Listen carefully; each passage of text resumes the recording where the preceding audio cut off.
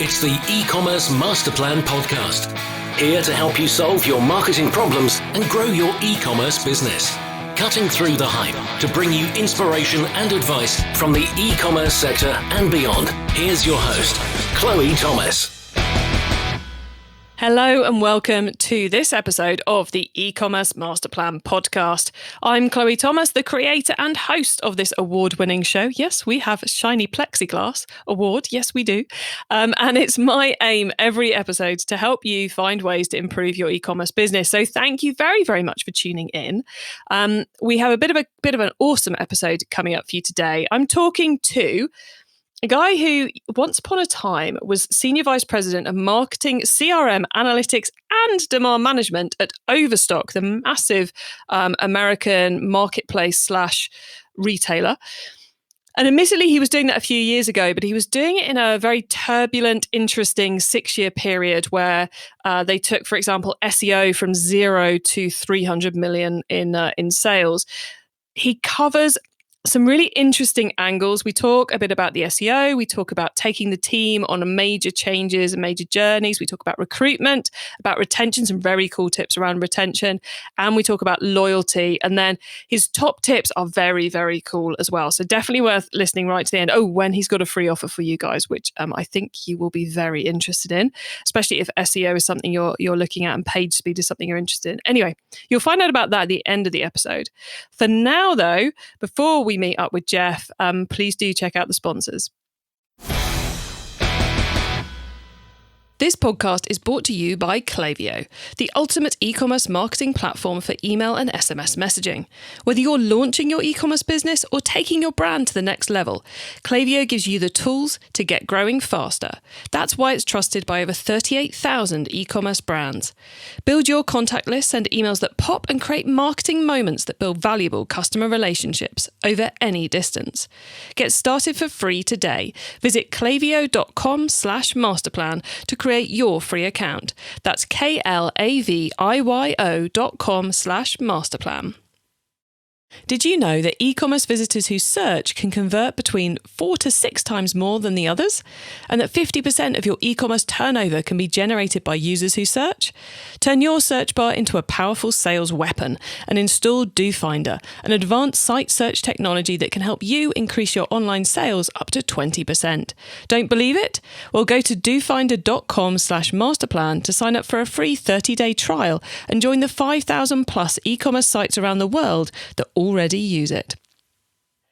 And now to introduce today's special guest. Geoff Atkinson was a part of the Overstock.com marketing team during a 6-year period when they went through rapid international expansion and refocused from selling anything to focusing in on home and garden.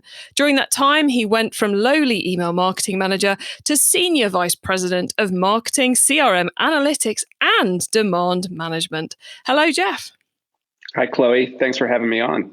Hey, it's great to have you on and kind of cool to have a guest who can talk about such a turbulent isn't quite the right word, but such a huge change in a business in such a short period of time. So thanks for agreeing to come on and talk about it. It was turbulent. That's fine to say. Cool. We'll go with turbulent then. We're going to talk about all that shortly, but how did you end up in e-commerce in the first place? Yeah, it really was a total accident. I never had intentions of working in e-commerce. I was a ski racer actually in college. And after I graduated, my mom was like, you have to take at least a couple good job interviews. And I found Overstock. Overstock's based in Utah, which is fantastic skiing. So I thought it was a kind of an excuse of having a real job, but still sort of being a ski bum. So I landed in Salt Lake City, Utah. And I've been here, I now live in Park City, but I've been in Utah for 15 years, which is sort of, I didn't expect that. And I ended up in e-commerce at Overstock. Wow, so you followed the snow and ended up at a foremost business in a cutting edge sector. Yep, that's what happened pretty much. Nice one. So one of the key things you were doing at Overstock was SEO, where you took it from a channel that brought in nothing to bringing in 300 million. So why did someone decide to start focusing on SEO at Overstock? And the reason I ask it is because it's something which, depending on the will of a founder, is often something that gets completely ignored or over obsessed about in early stage e-commerce businesses? Mm-hmm. Yeah, to be honest, it was about 2000. So I started in 2005 and it was 2006, 7. So SEO wasn't really a widely, like, we didn't even know what it was. We just sort of heard of it. I remember we have an executive, Stormy. She introduced me to a guy named Paul Bremer. I spent like an hour and a half on the phone with him. He was a SEO consultant, really smart guy. And I just couldn't believe what I was hearing. Like, it almost sounded too good to be true, that you'd make these technical changes and all of a sudden you get all this free traffic. So I remember going up to Patrick, the founder and CEO's office, and sort of drawing it on the whiteboard, like, this is how it works and this is what we'd have to do. And so we did a deal with Paul, and we started working on it. And fortunately, at the time, we were building a new internal search engine. So we were using something that when you search for a product on Overstock. And we realized that you could use that same technology to power sort of the entire site, all the navigation and all those important SEO pages. So in one fell swoop, we got to sort of technically overhaul the entire site, especially the pages that really mattered from an SEO perspective. So that was just good timing, and things started to ramp really quickly. And when things start ramping really quickly, resources get behind it, and people, want it to succeed. So that's sort of how it got started, and we figured out that SEO was really important. And back then, you said that resources start to get thrown behind it, which in e-commerce and especially in SEO means both money and people. So back then, as you said, it was kind of new to you, this crazy SEO thing. How did you find people to man the team? Yeah, at first we really didn't. We did this enormous amount of knowledge transfer. Paul he lived in San Diego, but he spent almost full time in Salt Lake for over a year. So I had a small team working on SEO that he was educating. We sent everybody that worked on SEO to Bruce Clay out in California. He has a great SEO academy that they all get these certificates. So it was really we didn't hire, other than Paul, we really didn't hire any SEO experts. We just internally ramped the knowledge really fast, as quickly as we could. And we were also learning as we went. We were actually building stuff. So we learned what would work and what wouldn't. And I think that's sort of the best education you can get, is actually being on the front lines, like making active changes and seeing if it takes off or it doesn't. Instead of just sort of theoretical SEO, we were actually implementing things all the time. And of course, SEO, especially when you're doing kind of the technical side of it, you need a knowledge of what else is going on in the business to make it successful anyway. So I guess educating the members of the existing team gave you a bit of a fast track there in some ways, because they already knew the business. Yeah, and even down to like buyers and different departments in the company, because the revenue was ramping, like buyers would take an interest in SEO. I remember buyers hiring copywriters to write, better descriptions and information on their category pages, because it was this rocket ship and they wanted to get as much of the revenue as they could. So it became, with that type of success, you just get almost everybody in the company really pushing behind it, and everyone's knowledge jumped. And we, that was sort of a perfect storm. It doesn't happen very often that you get those types of resources. I mean, at one point we had over 40 people working on SEO, and I think half of them were developers. So it's pretty rare. It's a pretty rare situation, but it's a great story, because it ended up, that sort of ROI of $300 million is sort of a no-brainer. So it was a great ride. I love the fact you're saying about you managed to get the buyers inspired, so they'd spend more on copywriting to get you the right content, which makes me giggle internally, because back, I guess, kind of early 2000s, I was working in a retailer who was a catalog retailer. So all this great copy would be written for every product, and then it would get cut to 2 lines to fit in the catalog and lost. We spent like months trying to work out how we could build a system which meant this copy didn't get lost, and we never solved it because the manpower wasn't there to get out. It was a nightmare. So yeah, quite slightly jealous that you got the buying team fully bought into expanded copy. Mm-hmm. It was unique, it's sort of a unique, and we were purely online. The other thing was a lot of these other big retailers, especially competing in the home and garden categories, were very much like your situation. Your Walmarts and your JCPenney and Macy's, like they were all still just mainly selling. They were dabbling in online, but they couldn't move as quickly as we could because they were just such big organizations, and they ran into a lot of the problems that you're describing. And we could just do whatever we wanted. And so that's how we kind of took over that category. Nice. And would you say that level of SEO focus kind of changed the entire company? Because it seems like it got into everything and changed everyone's approach, which is phenomenal, really, to think of one marketing method doing that. It did. There were a few sort of marketing or analytics initiatives that did change the company. SEO was one. The example with SEO. So when I got to Overstock, they were known really as like a jewelry and watches, electronics, DVDs and books, things like that. And when I left, they were really thought it was a home and garden company. I mean, we did sell all that other stuff, but the majority of the revenue, especially the profits, were coming through stuff like bedding, mattresses, furniture. And that was really driven by SEO because what we did was we'd have these SEO analysts that would do a bunch of keyword research, and they figured out essentially what I just described, which was there was a ton of volume, a lot of search volume around furniture, bedding, memory foam mattresses, stuff like that. Very high margin, high price point items, but the competition was just really low compared to electronics, where Amazon was playing and eBay was playing. It was just like really brutal. If we got into these other categories, then we would just dominate. So we built out supply chains and we figured out sort of the buying side and could really, at the time, your Crate and Barrels and these other furniture companies were just charging so much that we just said, well, we'll just take, 30 to 40% margin. Like that's awesome for us. And so we were selling the same quality of product at like less than half the price. And so it was a great storm of like, we would get these search rankings, but we also had the product to back it up.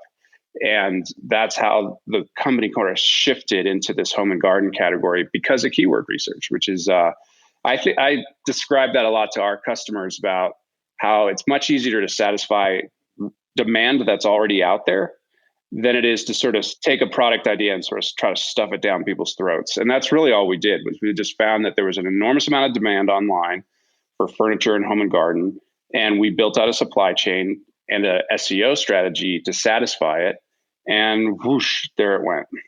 Yes, it's kind of cool, isn't it? It's the sort of thing, if you were a buyer or a merchandiser or the senior team in an industry, and someone comes and goes, there's all these customers stood just outside the front door who I can get in the door, but we currently can't sell them anything. So do you fancy finding some product?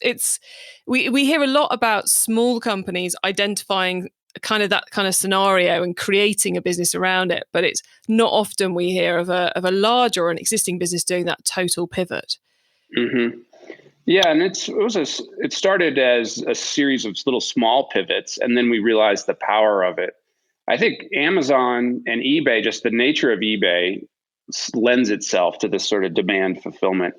Amazon had really figured it out. Like they had analysts that used search volume to figure out demand and build categories, and we had our own way of figuring it out that ended up being very effective. And yeah, it's incredibly powerful. I think about it a lot now with my own company, Huckabye, and what is the search volume out there and how can we sort of satisfy that demand? It's just a great lesson in business, I think, to sort of go where the people are.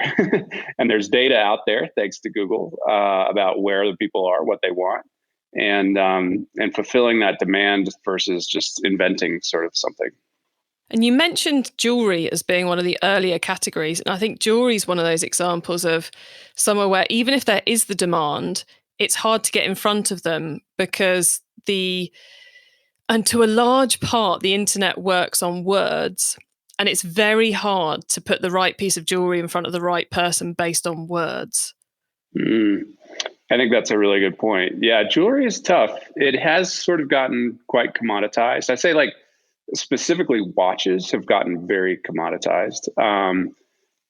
It seems like people's experience often buying jewelry online is that the pictures and everything looks so fabulous, and you order that diamond ring, and it always seems to be smaller than what they expect. And there's a lot of returns in jewelry, which make it a tough category.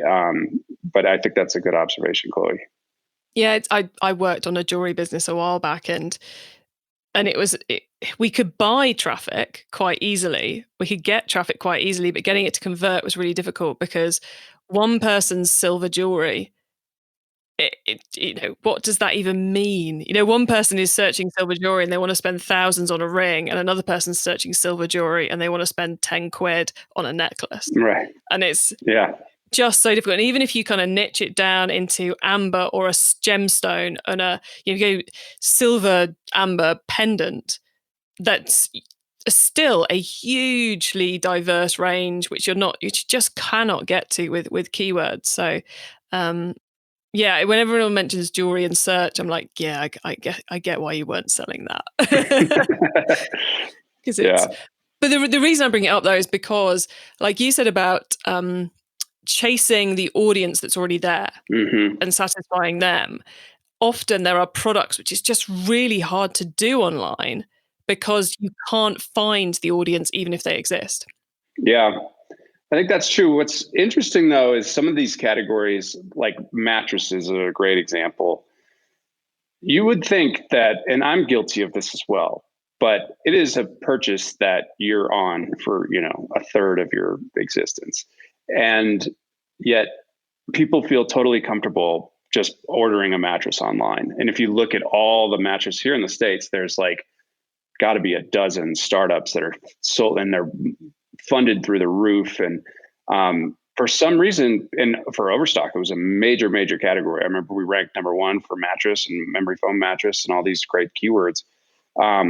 People are totally comfortable buying a mattress online and not trying any mattresses. So I'm not saying that it's like you can, people are just not totally rational, I guess.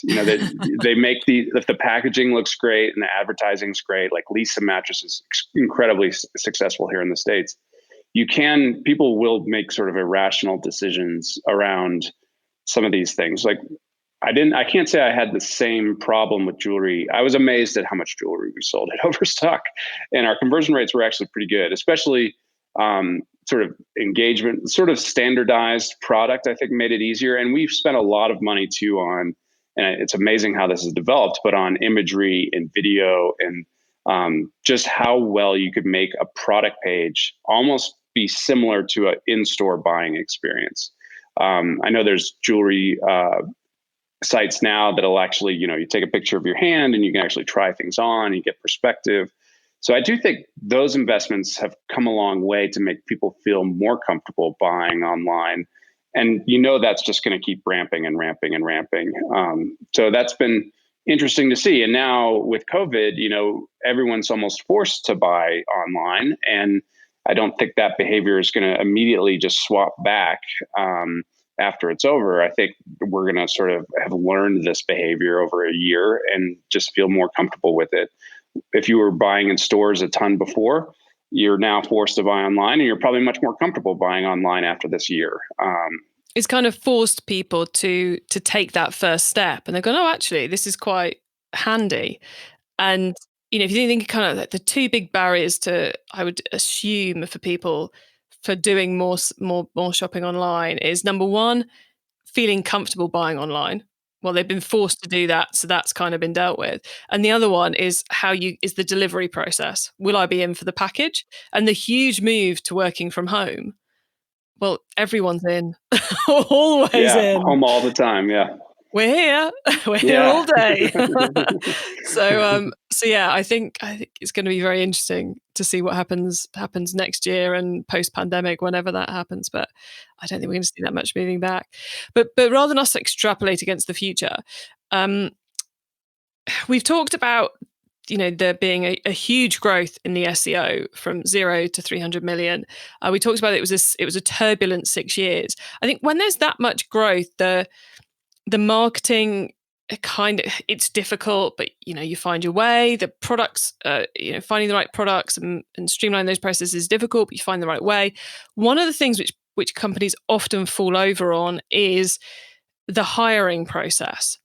and the bringing the team along on a journey which is changing so quickly, and also when new people are coming in with new responsibilities, it's not something which humans naturally thrive on. So how over those, because at one point I think you were marketing chief of staff, so you clearly had quite a bit of responsibility around the team area. How did you keep them together and bring in the new people successfully? Yeah, there was a challenge. Hiring was a really important investment. If you're part of a company growing that fast and you're a leader, at some point, almost like half your time is dedicated to hiring. You're just doing it all the time. And your own job responsibilities as the company gets bigger, your responsibilities almost like shrink, but because you're delegating a lot more. So hiring really high level talent was critical. We found a few interesting pipelines for us hiring, particularly in marketing. We had a bunch of students coming out of the statistics program at BYU, Masters in Statistics, which is just a very random but very math intelligent. Statistics ends up being this phenomenal background for sort of like e-commerce analytics. And we'd have a training program, and it was amazing how we had a really good training program across all of our different channels. And it would be amazing how much, someone right out of college could join Overstock, and in 6 months, their worth to the marketplace would be, they go from almost zero to being worth like 120 grand a year in 6 months. And that was hard because they would get so much knowledge so quickly that then they were a flight risk. They could make more somewhere else, and people wanted to poach out of us because we had one of the few e-commerce true training programs that was cutting edge, forward thinking, was on top of it. And so that became a challenge. So I think we would look for sort of raw intelligence over we rather train someone from zero than retrain someone. So we didn't ever look for real e-commerce experts or SEO experts. We liked the sort of horsepower mentally, and then to get them in our training program, give them 3 to 6 months. And then usually they were, just awesome at that point. So we kind of went about it a bit different, but that really, really worked for us, was finding just smart people and training them the way we wanted them to operate. And then they could really flourish within Overstock. And you mentioned about them becoming a flight risk. Any tips around dealing with that? Because that's a I guess what I'm trying to say is, do you go down the our culture's so cool you don't want to leave route, or do you go down the handcuffs route of very long clauses, exit clauses and all that kind of stuff? Yeah, the golden handcuffs definitely work for your really talented people. The other is just seeing a career path, and that can be in leadership. But it also one of the big shifts that we made, and it came through a bunch of sort of research. It comes from like the pharmaceutical industry, is that you can achieve a path of career success without getting into management, with the same sort of esteem among your colleagues and same sort of like social reverence as, becoming a vice president or whatever. So we actually have career paths for developers, for statisticians and analysts that were very prominent, but they didn't have to manage anybody. And, usually your very smartest people are forcing them to manage people is not a good use of their skills. They don't like it. They're not good at it. They're much better at, coding or coming up with the next pricing algorithm. And so we had these sort of different career tracks. But I think the most effective thing is for people to be able to say, it's a meritocracy. And if I do really well at my job, I know the next steps to get more money, to get a better title. And that was almost more effective than, stock and golden handcuffs.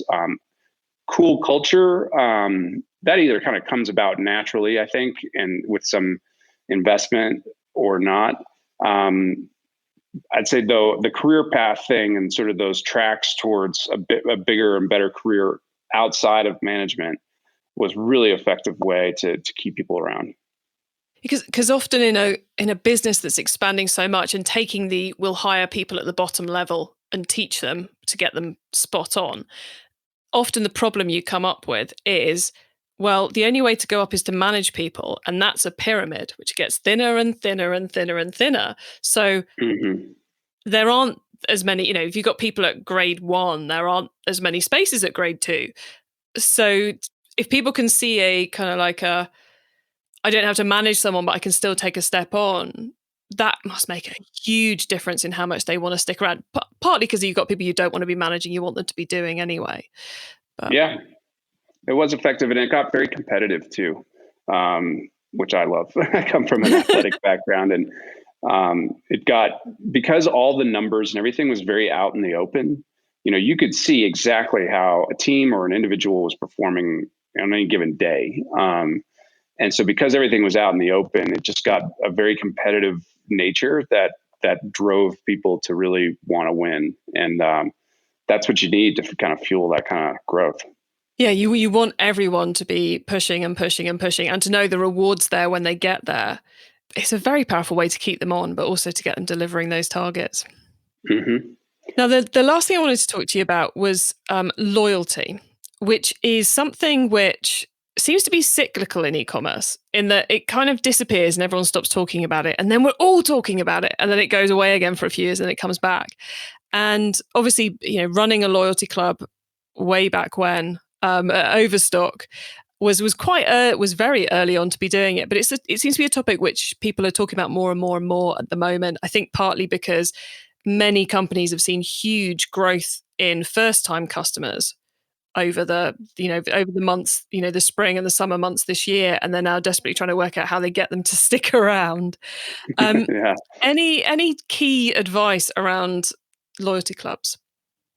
Well, I think it's critical. I think for a long-term e-commerce success, you really have to break through with that customer and get them on board to want to go to your site, bookmark your site, could be on your site all the time. Amazon, is by far the story of how you can take a loyalty program and just drive it through the roof. I'm a full-time Amazon customer. I think we all are almost at this point. It takes a lot of thought. It takes a lot of economic thought on how to make it work for both sides. So anybody can sort of say, yeah, we'll give free shipping on everything and a big discount. And then you have your most loyal customers costing you money. They get a great deal and you do not. Now, if you've got unlimited resources like Amazon has for years, that's almost what they did. They ran the loyalty program almost into the red, but they got so many customers on board with it that they broke through, and now the economics of their business totally makes sense. For us, it took a lot of economic thought. So the logistics of figuring out free shipping, actually having a cash back program that puts money into their account. That took a lot of very strategic thinking. I think we spent about a year and a half. We had a really standard program. Clubo was a really standard program where you got free shipping. And in those days, that was enough, but then it wasn't enough. And so we spent almost a year and a half figuring out what the perfect economics that we could give the most value to our customers. The dollars wouldn't leave Overstock. It would just go back into their account. They had to spend it with us. We integrated a credit card program. We also integrated a store card program that were really successful. But once you get that customer that's regularly ordering from you and having a great experience and becomes an advocate of yours, their value is just unbelievable. That's a lifetime customer that's going to be spending money with you forever. So I think, this is one where time spent in reconnaissance is really well worth it, and doing the research and looking. There's so many out there now, and there's really successful ones, and then there's ones that aren't successful. There's a lot more research and sort of good examples out there that I think I would start there. Look at you can't necessarily do Prime, right? It's a really, you don't have the resources to do next day shipping and stuff like that typically. But look at some of the programs that, what are you actually a member of? Which ones do you personally enjoy? And then which ones in the market are really sort of gaining momentum? And look at the things that give customers sort of perceived value that aren't very expensive. But it is really almost like I always say that customers are way smarter than you give them credit for. So they're going to do the math on whether they want to join that loyalty program or not. And it's mostly going to be dollars and cents. It's not going to be because it's super cool. It's going to be because that's a really good deal and I can save money if I participate in this program.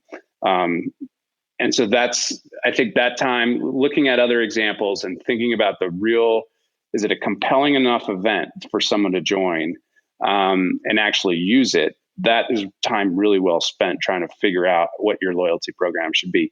Overarching though, you have to do it. It's just so important for long-term success. E-commerce Master Plan is supported by some of the greatest companies in the e-commerce sector. Here's a reminder of who they are. It's safe to say that most of us have been doing more shopping online lately. And if you're an e-commerce brand, that means you might be seeing more first-time customers. But once they've made that first purchase, how do you keep them coming back?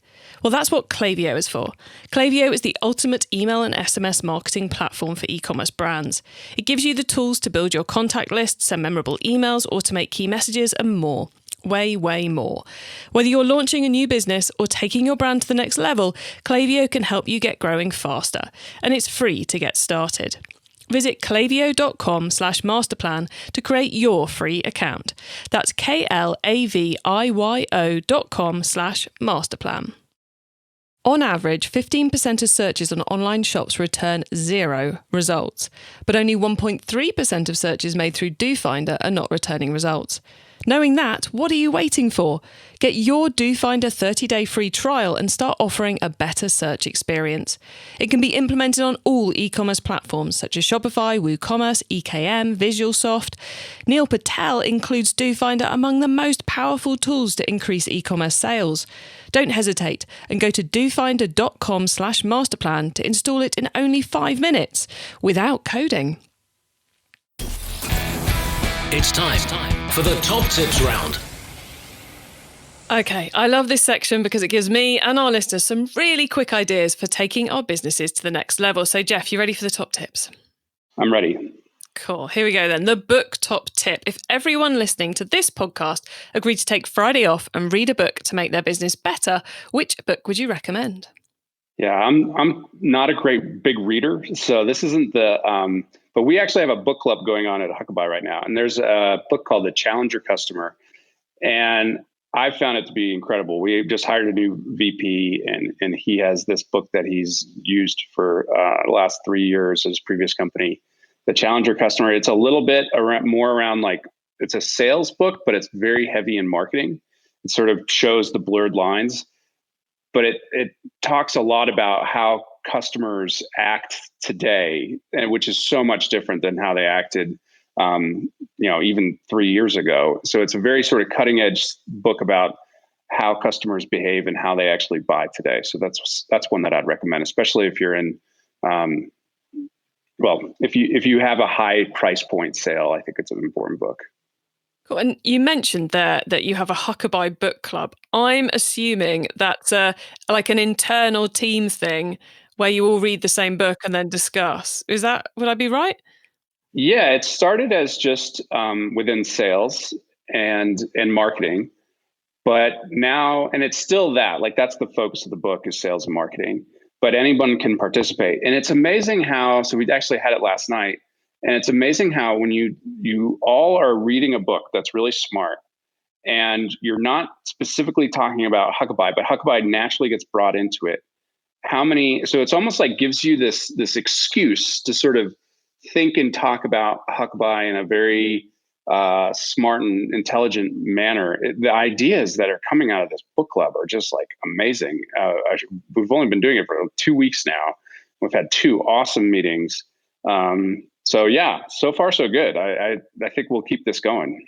Oh, cool. It sounds like a great way to, whilst everyone's working from home and getting used to being a bit distant, it sounds like a great way to create a bit of kind of team culture and team connectiveness that's not directly related to day-to-day work. Yeah, and we just do a chapter at a time. So it's not like it's a chapter a week. So everybody can kind of handle that, 15 to 20 pages. And, you underline the stuff that you think is important. And it gives you a great sort of, everybody gets exposure to each other, and you can kind of, you learn about, wow, that employee like has some really deep insights about that. They're really smart.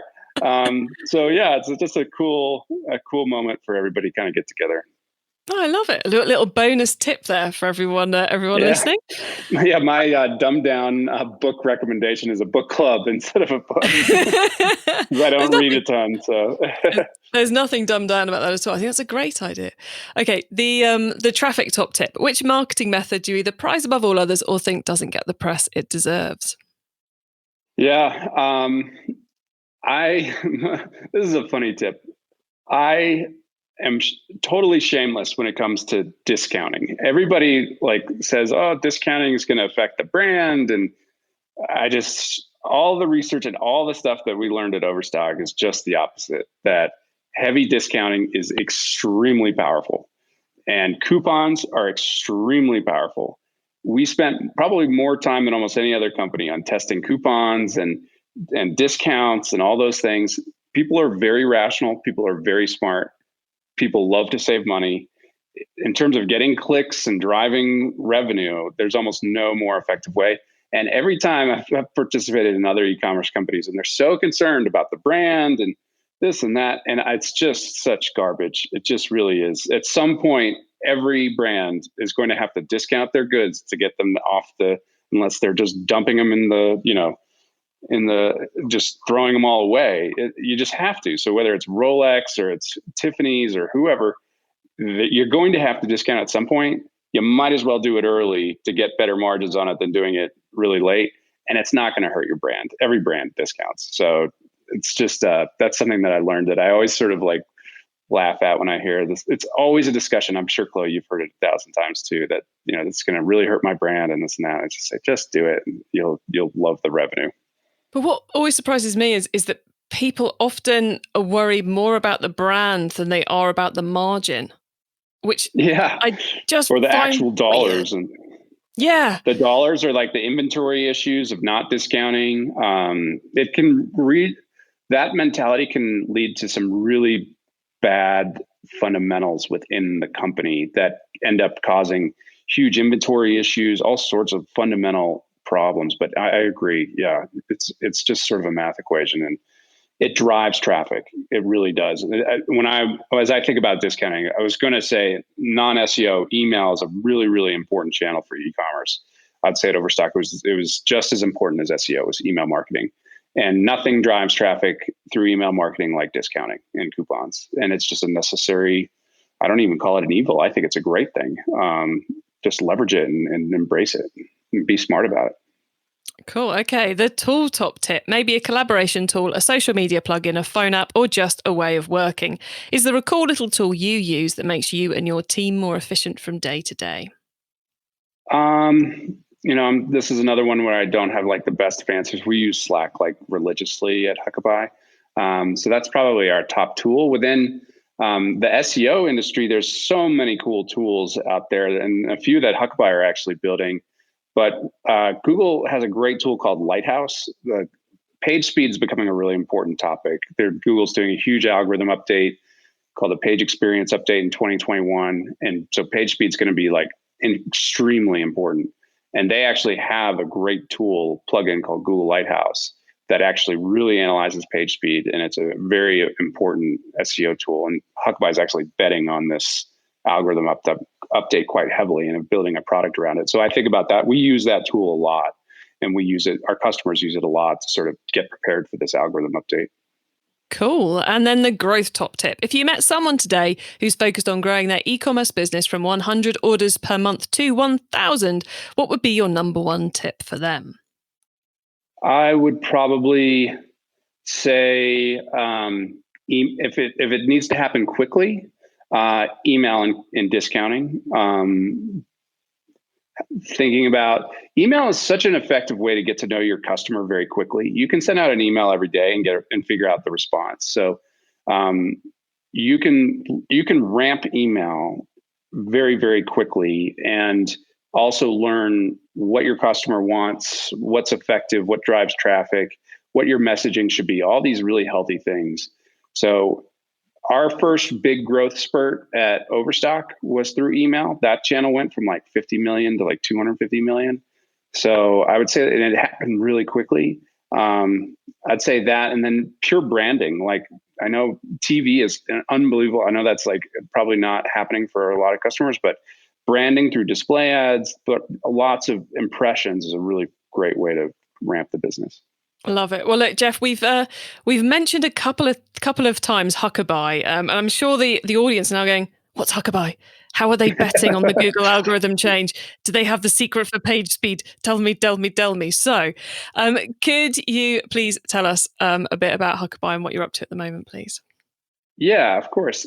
So Huckabuy is basically, technical SEO is very hard, and it's a hard thing to accomplish internally. So when by technical SEO, I mean how the site's structured. Do you have a lot of JavaScript? There's just a lot of page speed, structured data.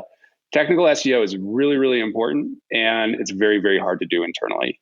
And so Huckabuy has basically built the perfect technical SEO solution. We make almost like a copy of your site into flat HTML. We add structured data, which is really important. It gets super fast page speed. This version's just for Google, thanks to them opening up something called dynamic rendering. And so we have an outsourced software solution for technical SEO. And now we just launched a page speed product. So if you struggle with page speed, Huckabuy is really like the best solution right now. It's in beta. We have a free beta. So if you want to come to our site and contact us and ask to get on the free beta and mention this podcast, you can get on our free beta. But it's a really exciting product outside. It's not just affecting SEO, it's affecting conversion rates.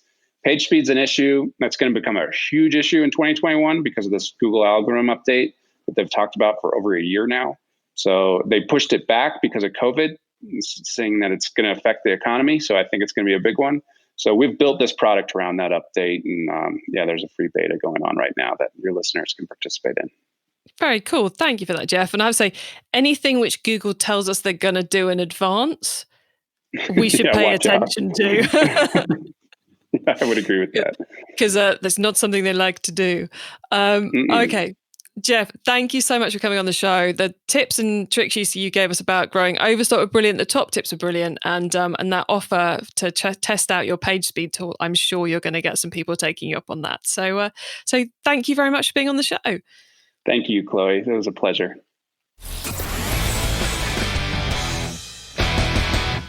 So much good insight there from Geoff. We had about how he was getting the whole team ramping up that SEO to take them from $0 to $300 million in SEO sales.